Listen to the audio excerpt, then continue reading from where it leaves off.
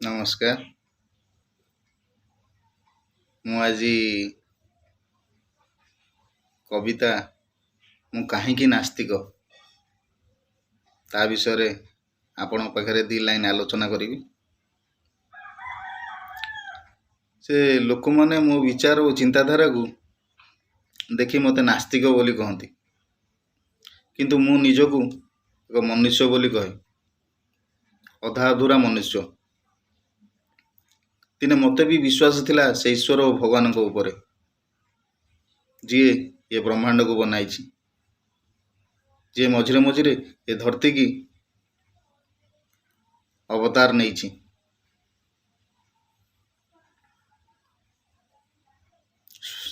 ଯିଏ ସ୍ୱର୍ଗରେ ଥାଇ ନିଜର ଶକ୍ତି ଦେଖାଇଛି, କିନ୍ତୁ ସବୁବେଳେ ଲୁଚିକି ରହିଛି। କେବେ ମୋତେ ବି ବିଶ୍ୱାସ ଥିଲା ସେ ସୃଷ୍ଟିକର୍ତ୍ତା ଉପରେ, ସୃଷ୍ଟିକର୍ତ୍ତା ବ୍ରହ୍ମାଙ୍କ ଉପରେ, ଯାହାଙ୍କ ମୁଖରୁ ବ୍ରାହ୍ମଣ, ବାହୁରୁ କ୍ଷତ୍ରିୟ, ଜଙ୍ଘାରୁ ବୈଶ୍ୟ, ପାଦରୁ ଶୂଦ୍ର ସୃଷ୍ଟି ହୋଇଛନ୍ତି। ଯେ ପର୍ଯ୍ୟନ୍ତ ମୁଁ ଏସବୁ ବିଶ୍ୱାସ କରୁଥିଲି, ମାନୁଥିଲି, ସେ ପର୍ଯ୍ୟନ୍ତ ମୁଁ ଜଣେ ହିନ୍ଦୁ ଥିଲି। ମୋର ପରିଚୟ ହିନ୍ଦୁ ଥିଲା, ଏହା ଛଡ଼ା ଅଧିକ କିଛି ଦରକାର ବି ପଡ଼ୁନଥିଲା। ପରେ ଏମିତି କିଛି ହେଲା କି ସବୁ କିଛି ବଦଳିବାକୁ ଲାଗିଲା। କାରଣ ମୁଁ ପ୍ରଶ୍ନ ପଚାରିବାକୁ ଲାଗିଲି। ପ୍ରଶ୍ନ ତ ମୁଁ ଆଗରୁ ପଚାରିବା ଆରମ୍ଭ କରିଦେଇଥିଲି, କିନ୍ତୁ ଛୋଟ ପିଲା କହି କଥାକୁ ଭୁଲେଇ ଦିଆଯାଉଥିଲା। ଯେତେ ଯେତେ ମୁଁ ବଡ଼ ହେଲି, ମୋର ପ୍ରଶ୍ନ ସେତେ ବଡ଼ ହେବାକୁ ଲାଗିଲା। ମୁଁ ପଚାରିବାକୁ ଲାଗିଲି ଯେ ଭଗବାନଙ୍କ ଇଚ୍ଛାରେ ଯଦି ସବୁ କିଛି ହେଉଛି, ଭଗବାନ ଯାହା କହିଦେଲେ ତତ୍କ୍ଷଣାତ୍ ସବୁ ହେଇଯାଉଛି, ତାହେଲେ ଏତେ ଲୋକ ଭୋକ ଉପାସରେ କାହିଁକି ମରୁଛନ୍ତି? କ'ଣ ପାଇଁ ଆମ ଦେଶରେ ଏତେ ଗରିବ?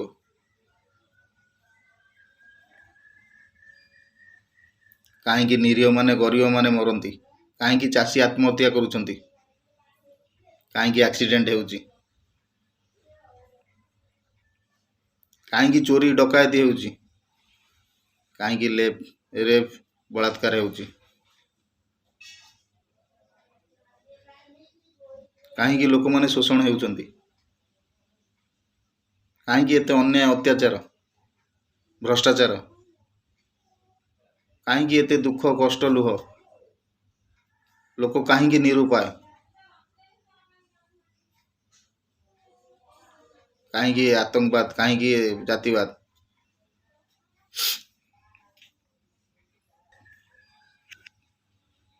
ଭଗବାନ କାହିଁକି ଏ ଅରାଜକତାକୁ ଖତମ କରିପାରୁନି? କାହିଁକି ଅନ୍ତହୀନ ବ୍ୟଥାକୁ ଶେଷ କରିପାରୁନି? କାହିଁକି ଶେଷ କରିପାରୁନି ସେ ଦୁର୍ଭାବନାକୁ? କାହିଁକି ଶେଷ କରିପାରୁନି ଏ ଭୟଙ୍କର ଦୁଃଖ କଷ୍ଟକୁ?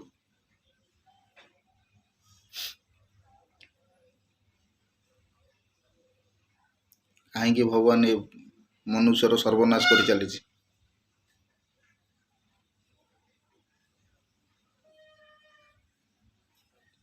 ମନୁଷ୍ୟ ଭିତରେ କାହିଁକି ଶତ୍ରୁତାର ଗାର? କାହିଁକି ମନୁଷ୍ୟକୁ ମନୁଷ୍ୟ ବୋଲି ଚିହ୍ନି ପାରୁନି?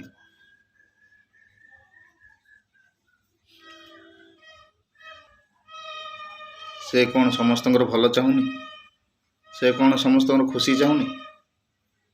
ସେ ତ ଥରେ କହିଦେଲେ ସବୁ ଶେଷ ହେଇଯାଆନ୍ତା। ଏ ଦୁଃଖ, କଷ୍ଟ, ଉତ୍ପୀଡ଼ନ, ଗରିବୀ, ଶୋଷଣ ଶେଷ ହେଇଯାଏ।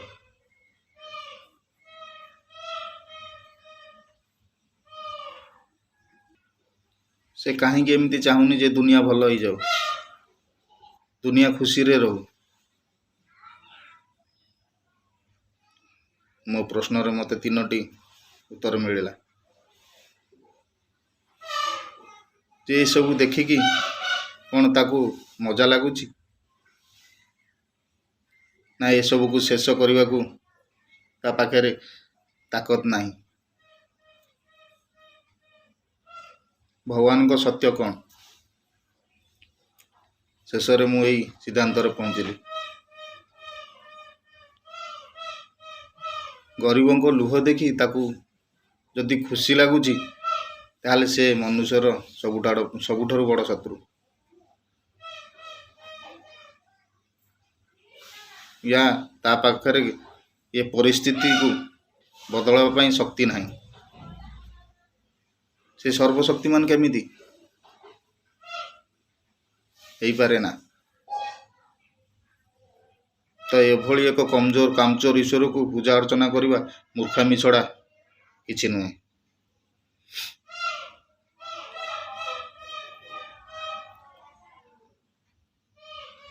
3 नंबर सिद्धांत बड़ चमकीबार आश्चर्यजनक थिला। से नहीं, जदि से नहीं ताहले दुनिया रे ए धर्म नारे एते बड़ आडंबर कहीं।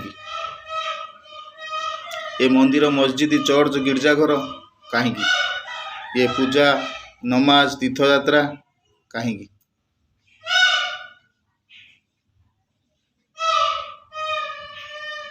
ये कुर्बानी बलि कहीं, लक्ष लक्ष धर्मगुरु मिछ धर्म भगवान को ना रे आलिशान जीवन भी चाहते। कोटि कोटि साधु मौलाना फादर धर्मगुरु माने दुनिया को आज पर्यंत कौन देइछंती?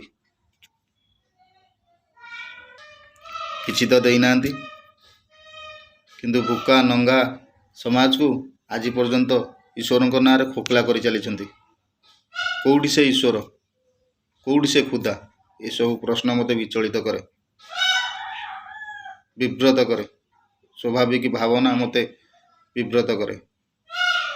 निश्चिंत ये सब लोक माने आज मते नास्तिक बोली कहवाक लगिले। नमस्कार।